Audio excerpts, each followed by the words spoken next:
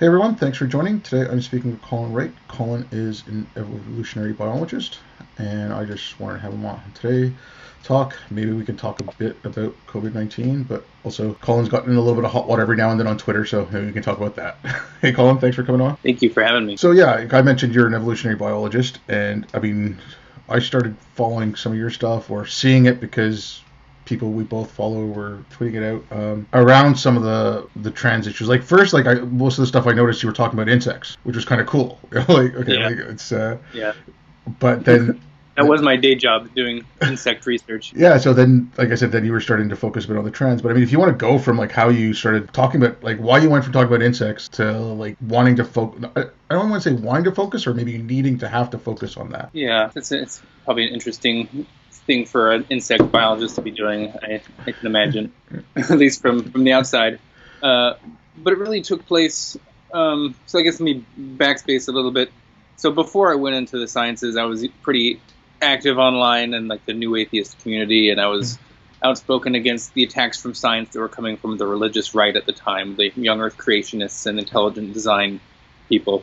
When I went to grad school to study animal behavior, I sort of had to self-censor a little bit more as more professors started following me on social media, just because certain things you don't want to say anything controversial because people are on your committees and people have a lot of power over you. And so that kind of made me self-censor a little bit. And all through grad school, I kind of self-censored more and more and more. And during that same time, I started noticing sort of this social justice left sort of springing up, talking about sex differences or the lack thereof. And it was sort of driving me a little nuts because I've studied animal behavior. We know sex differences are pretty robust, and it results from a thing called anisogamy, which is differences in the sizes of the gamete between males and females. Explains a lot of behavioral differences downstream from that. And I really didn't get on to Twitter and start really coming public about this until after I graduated and I started my postdoc at Penn State. And that's when I saw some friends that were actually outright saying that biological sex is a social construct or a spectrum, things like that. And it was just driving me absolutely crazy because I saw this as sort of similar to the attacks I saw from the evangelical right, these religious groups, but now they were kind of coming from the left, but it was in this guise of social justice, but still an equally harsh attack on what I perceive to be as biological reality. Interrupt for a sec because I keep harping on this book because I thought Rauch was so prescient in it, but Kindly Inquisitors, because he talks about those two things, right? He talks about the fundamentalist threat and then what he calls the humanitarian threat, and that's what I equate this social justice to. It is the humanitarian threat to what he called liberal science. Sorry, I didn't mean to cut you off there. Oh yeah, no, that's a perfect way to look at it. It is definitely the humanitarian threat. Then sort of more, but it's also sort of a religious nature to it that I really haven't seen before in sort of other incarnations of sort of this threat from the left.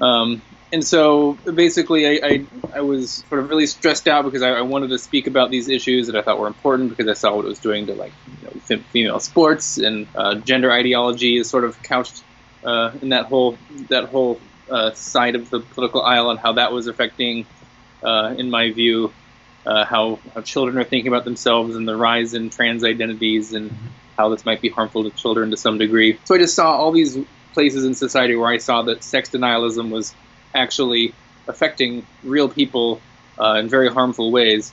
And so basically I wrote an article called The New Evolution Deniers that I submitted to Quillette, and that sort of is where I ended up gaining sort of my first foothold and some Twitter followers, and that sort of haven't looked back since then.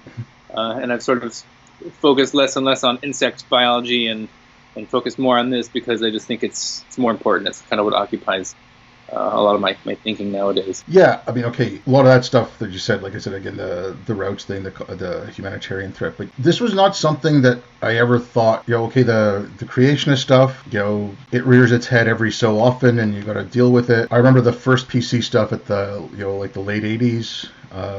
I was going to school at that time, so it was coming around then, and it was mainly laughed off as silly for the most part.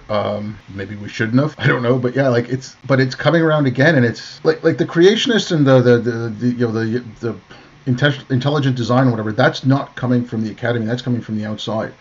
Like this stuff is coming from, granted it's not coming from the science departments or even all the humanities or anything like that, but it's coming from a subsection of the humanities, and it's coming from the academy, and the academy is attacking its own expertise. Yeah, so it is coming from sort of those quote unquote grievance studies areas on campus, but I've just been really amazed at how much influence they have had on everything that surrounds them, all the other departments, less so in like particle physics, but if you start going down a little bit away from the hardest of hard sciences, it's in all the humanities now. These ideas are now in my field, evolutionary biology and ecology. I can't tell you how many of my colleagues, have just recently put their pronouns on their bios and are now just towing that line of sex is a spectrum.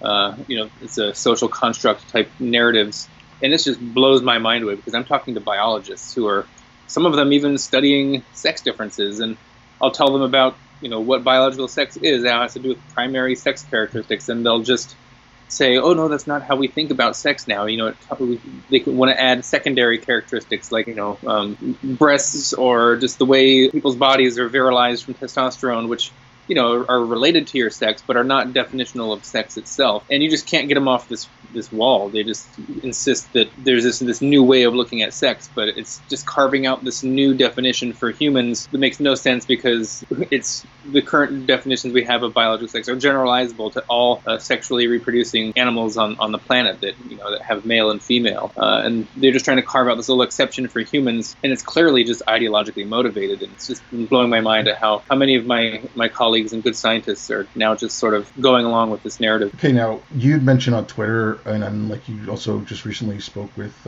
Andrea, and you talked about that, like you were looking for work and you're kind of worried about if this is going to affect your work. And then I recently also spoke with Bo Weingard, and his contract wasn't renewed for Marietta, and whether you want to call that a firing or whatever, like however you want to look at it. Now, okay, again, I just because I don't understand it. When I went to school, I didn't stay in academia. I left. I went out to private life. The whole purpose of it was to push your limits a bit, to get you to think differently, to expose you to new ideas. And I don't want to say, I don't want to paint it with a broad brush like that, but it seems more like the administration is forcing departments to do it, and then you're getting people in those departments coming out and, like I said, towing the line. Now, I don't know if this comes from like the colleges of education or where this is coming from. Like, there was a paper just out recently about light and how light is white supremacist or something like that. It was just really ridiculous. Yeah, I remember that. And like, so you are seeing some of it in the hard sciences, and like with what's going on now, and everyone like, okay, you can't go to classes. Obviously, it's distance learning. If I had a VR company, I'd be putting a lot of money into making virtual classrooms. And then if the academy is like losing faith in itself, and it's getting people to lose faith in it, and there's people like yourself, people like Bo. I mean, I can list off, the Christakises, Brett Weinstein. You can make a huge list. Mm-hmm. For whatever reason, the academy doesn't want them. Like, if you could come up with a way to make a virtual classroom, and then you have a pool of people here who are educators who want to educate, and then from their living room they could reach far greater audience than they could from brick and mortar school. Like, are the academy like kind of ringing their own death bell or something? Or? Yeah, I see the academy, in my view, is sort of going down this purity spiral, and they're just about to really drive themselves off a cliff, but they don't know this because they're sort of creating this ideological monoculture where they all share the exact same blind spot. And the fact that they all share this blind spot and they're all sort of like-minded, they tend to hire people that are more like-minded. And so it just creates that spiral of left-wing purity, where a lot of them don't even see the issue of suppressing viewpoint diversity, and people like me or Bo Weingard, who are by no means like right-wing fundamentalists or anything like that. We consider ourselves, I'm not exactly sure where Bo is, he's more centrist. I consider myself more left-leaning than anything, but there's just certain topics where if you don't have this certain view, that you're just, someone on a hiring committee can just decide that they don't want you to be in their department based on things. And I think a lot of it I've mentioned before is due to just social media in general, because if you think about how the hiring process went before social media, before the internet, really, and that wasn't that long ago. No. Is you would have someone that just interviews, they give you their CV, they have their publications. You'd invite them for an interview, but there's certain questions that we all realize are sort of unethical to ask, like your political views, like who'd you vote for, are you going to have kids? But we all realize these aren't things that are important to ask to someone who's going to be a microbiologist, for instance. Like, your politics doesn't matter for microbiology.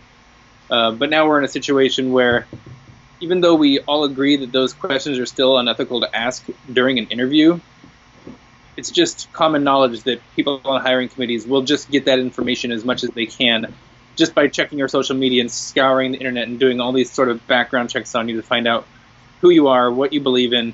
And then people on the hiring committee, this is almost certainly going to influence their decision to hire somebody if they see someone who's saying things that they don't agree with. And so it creates this spiral of purity that just makes it so they can't find their own blind spots, and it makes it so the people who are hiring are just more likely to be selected from that far left tail of the distribution. And I really see that as being maybe the biggest issue in academia right now. And things like diversity, equity, inclusion statements is just one way that they can sort of filter people who are coming into the university from all departments now too. Yeah, it's huge. It's really bad. Well, it's one shibboleth after another, right? Like, if you just got to keep, and if you don't agree with all of them, that's it. You're ostracized. But I mean, again, like, I appreciate, higher education, I appreciate all that, and I don't want to like shit on it or anything, but like, feel free to. But like the special, like how it got so specialized, right? You're an evolutionary biologist now. Someone who works in biology, but in another field,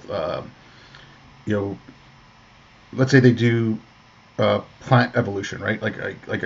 So you branch off from animal to plant, and someone's working specifically on ferns, right? Like, you've gotten so specialized. Oh, well, I don't feel right talking outside my field. So when then you had these fields come in, like the gender studies and the queer studies and all that, oh, well, those are those fields, and they're the PhDs, they're the specialists, so we can't tread on their turf type of thing. And it was kind of like they built the things themselves that are now. I equated it to when I saw the kids at Evergreen and Sarah Lawrence, or I can't remember, whatever. I equated it to, they created their own golem that came back to kill them, right? Like, that's what they're doing now with these rules. Like, because they don't want to talk about race. Oh, well, that's the race theorists. They handle that. We don't. Mm-hmm. For a long time, that's how I thought about things too. I said, they're these race theorists or gender studies people. They're in their own field, and I don't know anything about those, and I just assumed that peer review is doing its job the way it does in a lot of the sciences, where it's not perfect, but it's gonna, there's gonna be this meandering walk towards more clarity and truth.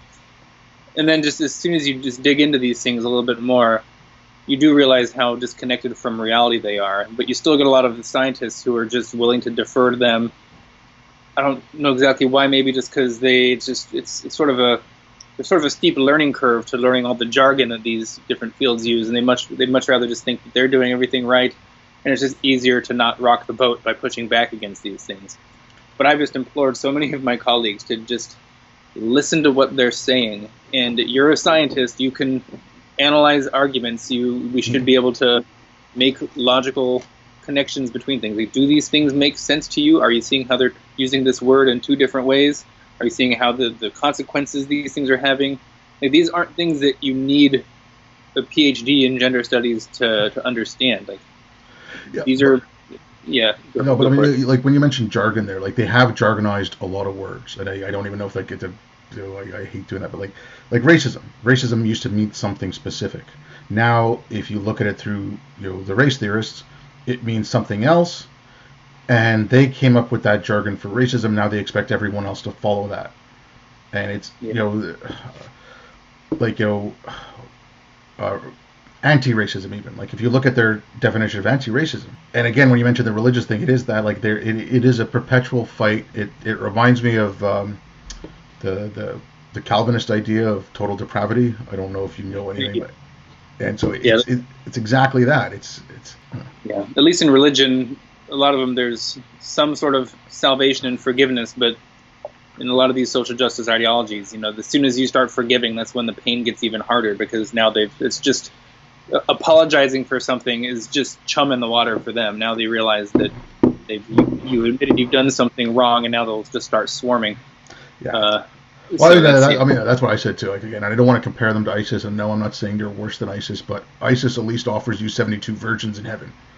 Right? Like they don't have a heaven. It's perpetually, it's dark and it's bitter, and it's just there's no advancing it. I just want to go back to the sex thing for a minute, because you'd mentioned like laws and stuff. Now Canada just passed a law that bans conversion therapy, which on the face of it sounds great, because conversion therapy for homosexuals, all that's all wrong. But if you read into it a little bit more, and if you take Bill C-16, which came out a couple of years ago, that was the one that Jordan Peterson got famous for. A psychologist trying to speak to a kid, and I'm talking about a prepubescent kid, about transitioning. If they're trying to even give them options, that could be considered conversion therapy. And right, first of all, I don't think little kids should be transitioning. I don't think they should be getting any kind of medication, certainly not surgery. But like now you can't even get them advice or counseling. Like that scares me in there. Like I don't know if you've looked at that law or heard about it. Or... Yeah, no, definitely. They're using sort of the success of the stigmatization around the word, conversion therapy in the context of homosexual conversion therapy, which was an absolutely terrible thing. Sometimes they electrocuted kids, electroshock therapy to get them to dissociate ideas of, homosexual feelings with pleasure, so they'd give them pain when they had, thoughts, that type of thing. But then they've now sort of inserted, just as like an addendum, gender identity alongside sexuality, homosexuality for considerations of conversion therapy. But these are just wildly different things, and no one wants to, electroshock purported trans kids or anything like that. But there's types of therapy. There's affirmation therapy, where you do not deny the gender identity of an individual. You basically just affirm their identity and use the names that they want to, use their pronouns, and just accept them as they are, and just let them, see what happens. But there's other types of therapy like watchful waiting, ones that basically just explore different aspects of the reasons why they might be having this dysphoria, because it could be that they have confusion about their gender non-conforming behavior. It might not necessarily be related to the fact that they have real gender dysphoria of the kind that would make you actually trans. And a lot of them also have a lot of comorbidities and abuse histories and things like that.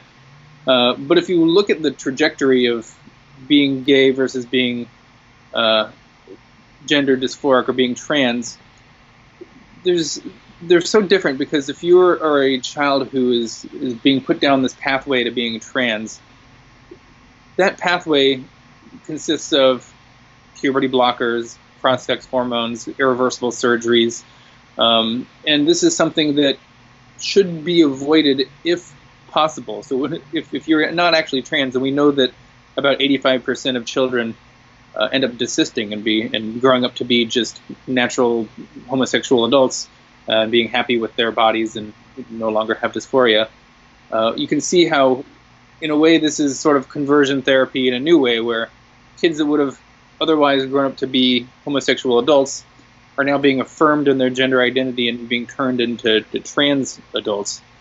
And a lot of physicians are also afraid about this whole adding gender identity to conversion therapy, because they're sort of in a double bind. If they were to affirm the kid's gender identity and make sure that if they come out as they say they're trans, make sure you affirm that fact that they're trans, well, they could potentially be guilty of conversion therapy of homosexuals, because most of these kids will grow up to be homosexual.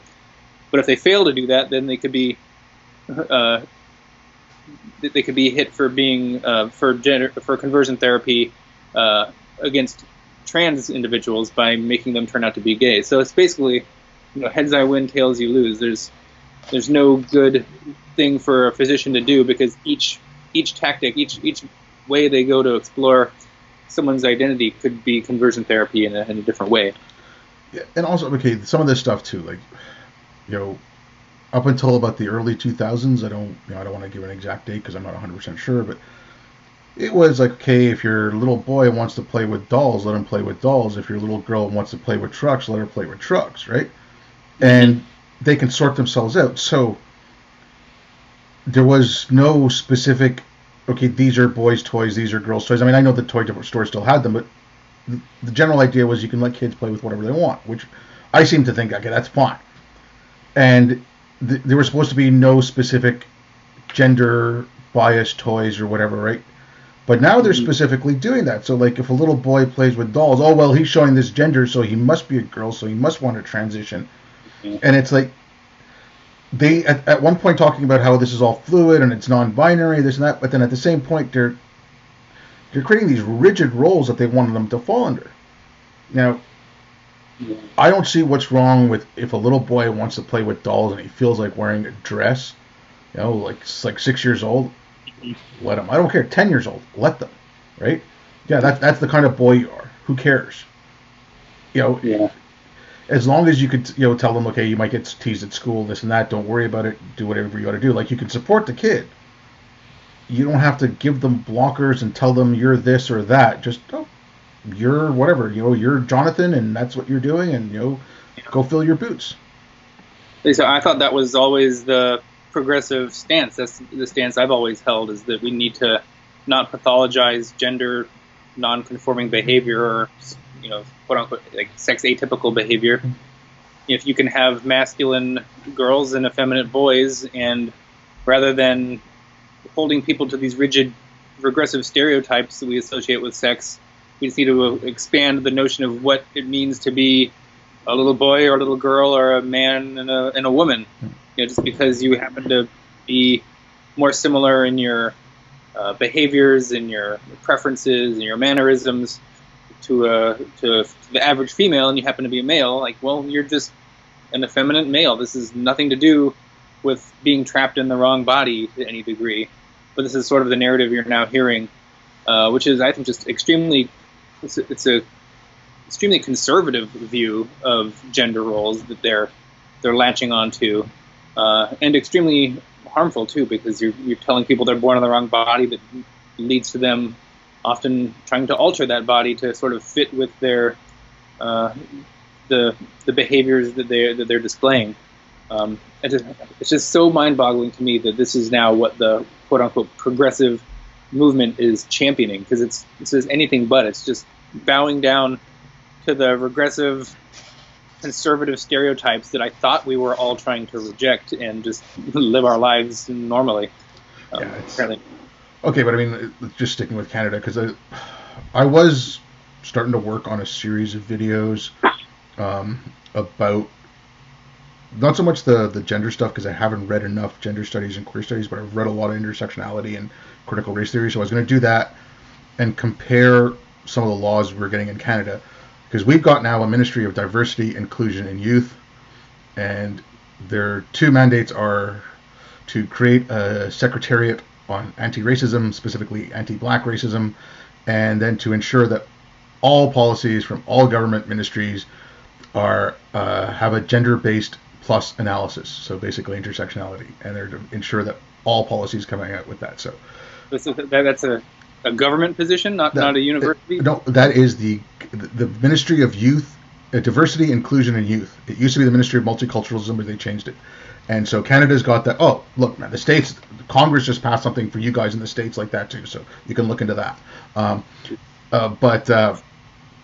So yeah, but I mean, then I started work on them. I'm really crappy at videos, and then whatever. Then we all went into lockdown, so I don't know. I'm gonna try to figure it out now, I think. But like, so we've got this ministry that's doing that. Stats Canada gives you the choice of the gender you identify with. So now they're not using sex at birth; they're using the gender you identify with. So something like coronavirus now, because it's it's whatever, it's on everyone's mind, it's going on. Men are affected more than women. It's like almost 2-to-1. Isn't that going to hurt statistics? Like right away, that hurts. Like if Stats Canada is taking it based on gender identity, not sex, like that's going to hurt research. That's going to hurt everything. Yeah, it's just mind-boggling how there's just no seemingly adult in the room that's going to just say, like, okay, we need to look at the fact that it's affecting biological sexes differently. It has nothing to do with how an individual identifies. I just want to say one thing. Like this, the stats I'm seeing from Canada, at least from the provinces, they aren't showing gender or whatever. They're actually showing they're giving you as good stats as you can. I was just concerned because like Stats Canada, that's their official policy now, is just to use gender ID, but I don't know what they're doing in this specific case. Yeah. I mean, it's being used in a lot of different cases. You see gender identity being adopted across the board in just a lot of different sciences, which just makes absolutely no sense. Especially specifically for coronavirus. I think I tweeted out before, like, if you were to find that coronavirus affects cis men and trans women equally, would that is the coronavirus sort of a transphobic virus? Is it misgendering trans women for some reason? And I'm sure if there were enough trans women that were affected by coronavirus, you'd probably see the same trend that they would be dying at equal rates as biological males. And this should be enough just to show people that the factor that we care about here is being male. It has nothing to do with your identity. Viruses, symptoms from diseases, anything besides perhaps maybe some psychological aspects are going to affect you based on the fact that you're male. It doesn't have anything to do with the way you're identifying. I don't know how the reason that people don't seem to be able to or willing to stand up and make that point, because they just fear that they're going to get shouted down or something. It's just insane. I don't know. I guess no one wants to say the emperor's got no clothes on, but I mean, yeah, exactly. Like, I am seeing some articles coming out, and some of these are, larger papers and larger publications. Oh my God, it's hitting.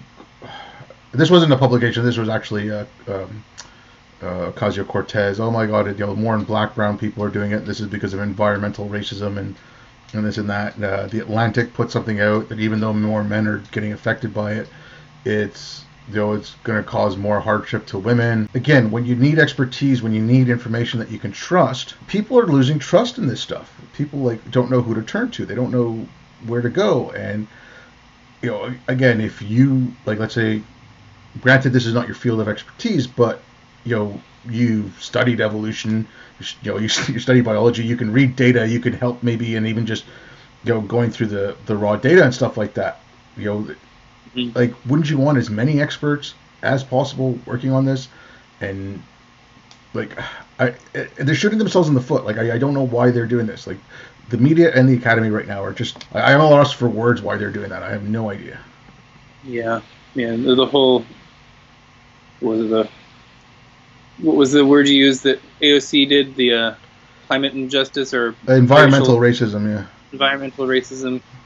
Yeah. I mean, these are this classic critical theory where their only job is to problematize anything at all costs. There's no situation where a critical theorist has entered a room and concluded that this room is sufficiently diverse. I have nothing to do here.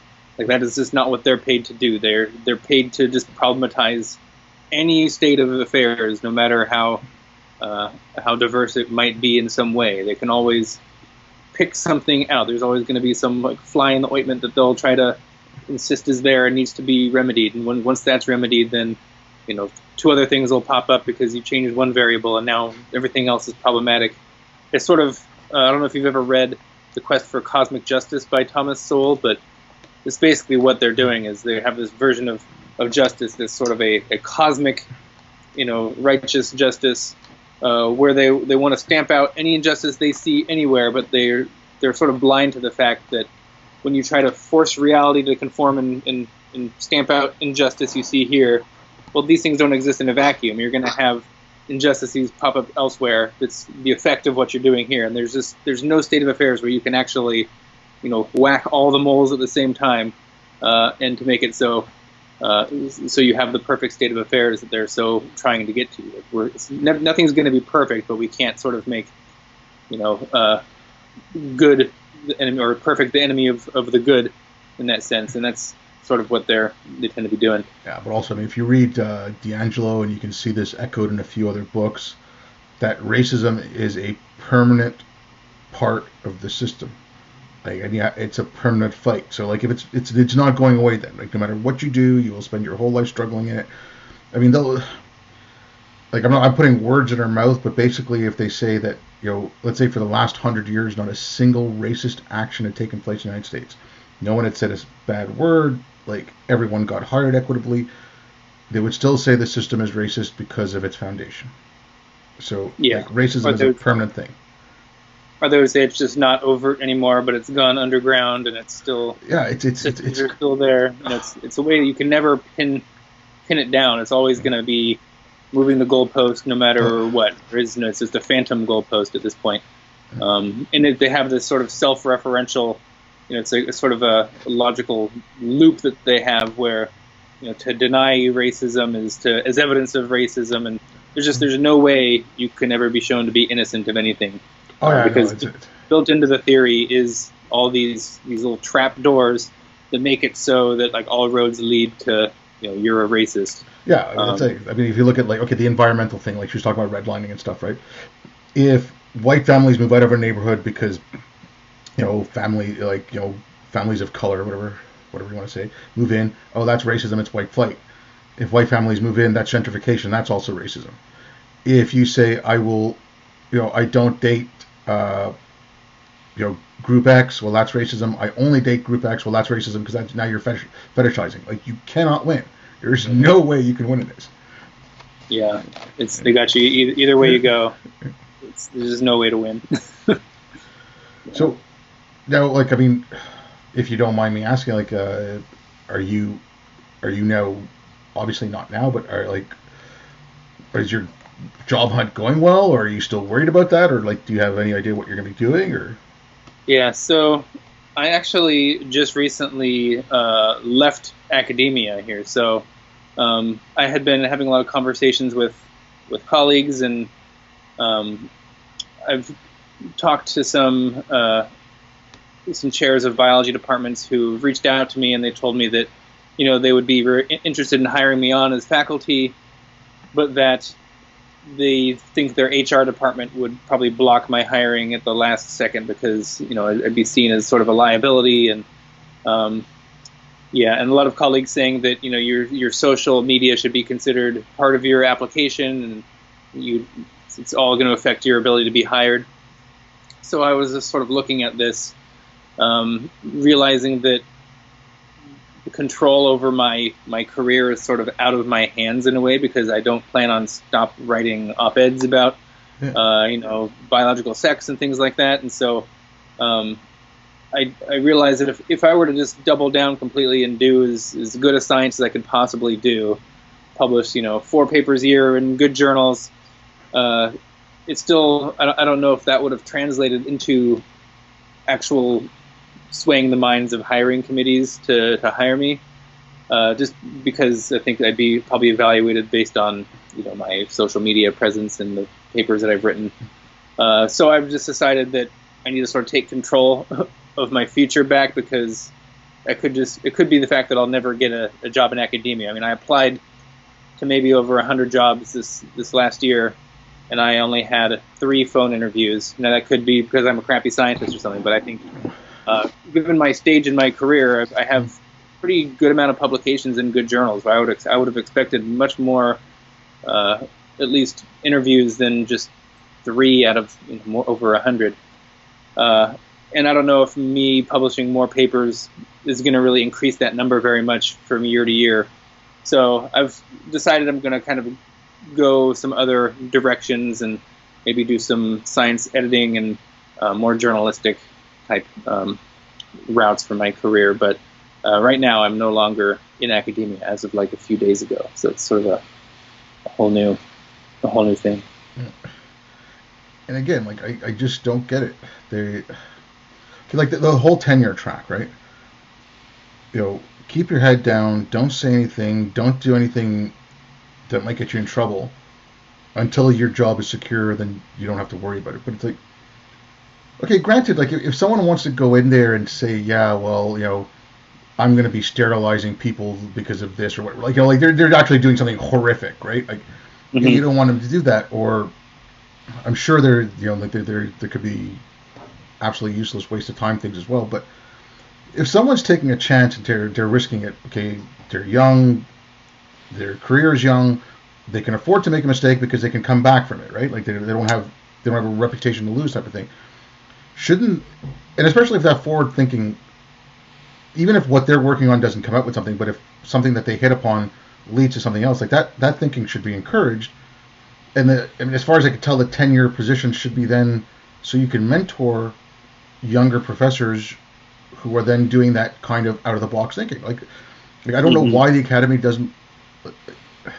Like I mean, they get money off the patents, they get money off the research, they get money off all of it. Like I don't know why they don't want to push that. Yeah, no, there's definitely a disincentive for sort of bold, outside the box thinking. I think Bo said it best in his article he wrote for Colette about his recent firing, where he said that a lot of academics they all sort of acknowledge that academic freedom is a good thing and it's a valuable thing, and that you get tenure and then you have academic freedom and you're hard to fire on those grounds, and this is always seen as a good thing, and when you talk to anybody and any scientist. But is it really, how can it be perceived as a good thing when you penalize people from doing it before they get tenure? Like if it's a good thing to have as an academic, why wouldn't it be a good thing to do as a early career scientist? Why are you filtering out those people who would actually be the beneficiaries of having academic freedom that you say is good, if you're going to filter them out before they have even a chance to get there? So do we value these bold, independent thinkers who are thinking outside the box and who are, pushing against dominant narratives, or do we not care about these? Do we not value that? And if it's valuable, which they seem to say it is, then why are we penalizing it in those early stage career, early career researchers before they can get tenure? Like this, it just doesn't make sense. There's a contradiction going on there about what they claim to value, what they say, and then what their actions, how they're actually doing this and suppressing these outside the box thinkers. But it's also like they're inculcating bad habits, right? So you've got, like, I don't know how long it takes to get tenure, but for X number of years, you're telling them not to think differently. Just think like this. Just work like this. This is how you're supposed to work. And then all of a sudden it's like, well, okay, go do whatever you want. But they've been trained to think and work in a certain way. So it's almost like they have to relearn everything. It just makes no sense. Yeah, it usually takes around 6 years before you go up for tenure. And the thing about Bo's situation and firing people before tenure for their ideas, things like that, is other scientists recognize this. Anyone who's studying intelligence is going to look at what happened to Bo, and it's just going to make them either leave the field completely or make them just put their heads down and not want to be targeted, not want to make those, investigate those certain topics because they saw what happened, to this individual who did so.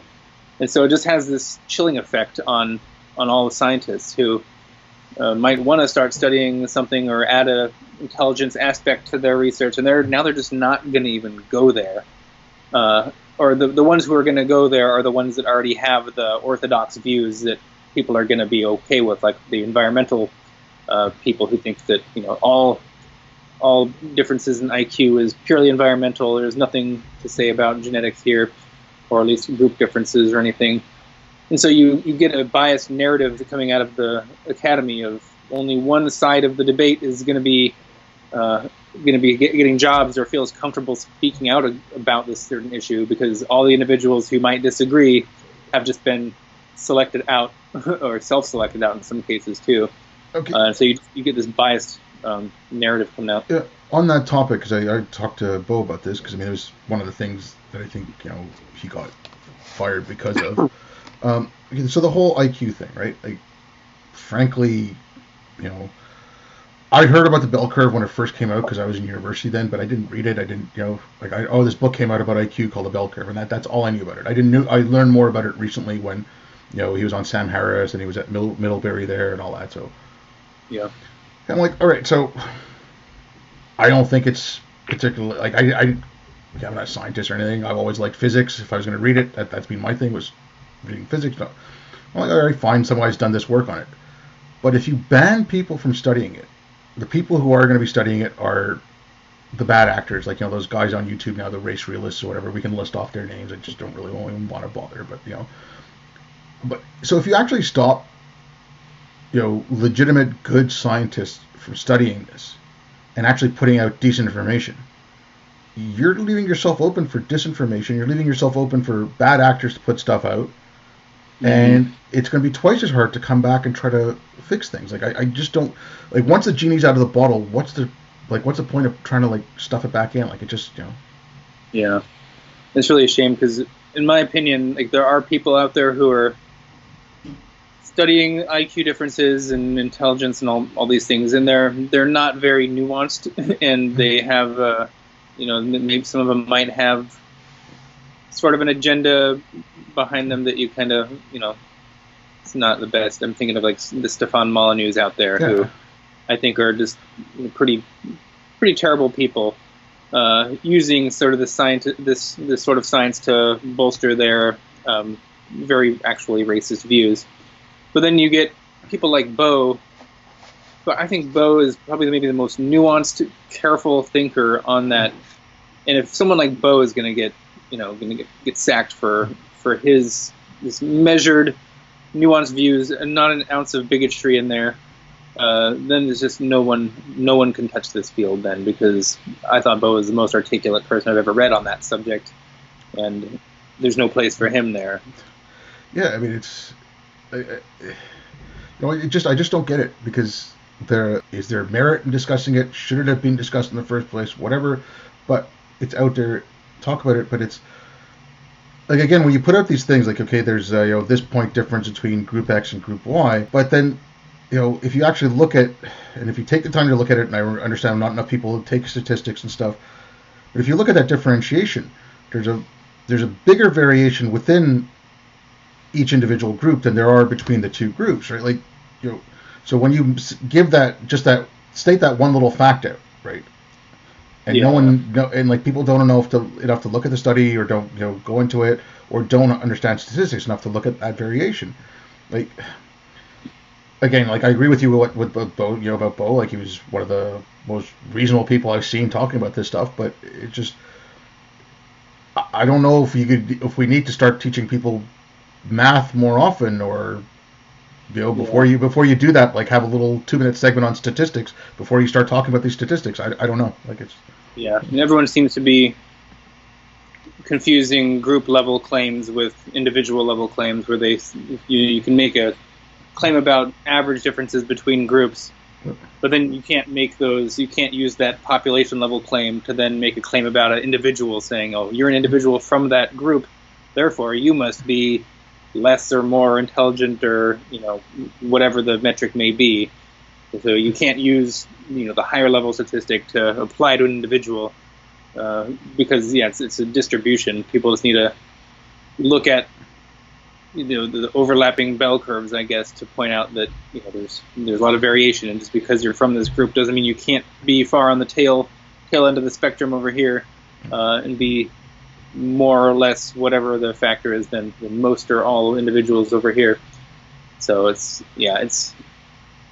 all part of that purity spiral thing I was talking about too. This is why you get people like Bo now who just are not able to have a career in science, because there just aren't any people who are of the mindset where they're willing to have this. They all have the same blind spot, and so they can't even see what they're doing is wrong. They approach people like Bo with the highest level of suspicion you could imagine, and any word they're going to dissect is trying to find evidence of him being a bigot or a racist. they're looking for evidence that the mask is slipping at any given moment, even where I've read Bo enough, and he's not wearing a mask. He is who he is, but it's there's this complete uncharitable approach to engaging with ideas that we see now. Look, I don't want to take up too much of your time. Not that I think we're all having a little bit of abundance of it, but if you got anything else you want to talk about, or if you want to let people know where they can get a hold of you, anything you want to discuss, go ahead. I think we covered a lot of good stuff. Working on a few different writing projects right now that should be coming out, and now that I have, I'm in quarantine at my parents' house right now, so I'll be in quarantine for about 12 more days, just sort of distancing, since I just drove across the country and they're doing sort of a lockdown. So because I'm an outsider coming in now, I have to be quarantined for 2 weeks. But now I have a lot of time to finish a lot of essays. I'm writing something with Bo on the univariate fallacy that should be coming out pretty soon. I'm not sure if you're aware of the univariate fallacy thread that I've done before. It's basically just a claim that is made by a bunch of sort of the social justice types, that they try to destroy binary systems like biological sex or sex differences between personalities between the sexes by saying something like, you can't narrow down the difference between males and female personalities or their neuroanatomy. You can't narrow it down to a single factor, and therefore it's a social construct that there are these differences exist at all. And so it's called the univariate fallacy, where just because you can't narrow it down to a single factor doesn't mean we can't look at several factors together, sort of these cluster concepts, and show how populations are able to be separated. So it's I had a long thread on that before, and this is being turned into an article now. We're gonna submit it to Quillette, but we'll see where it eventually goes. So that's something that's in the wings. It's being worked on, and there's some other articles too, on some of the stuff we've also chatted about, like the purity spiral and academia and stuff. So I can expect some of that to come out now that I have about 2 weeks of time to just dedicate to writing. So should be fun. Great. Well, cool. Well, thank you very much for talking, and thanks everyone for listening.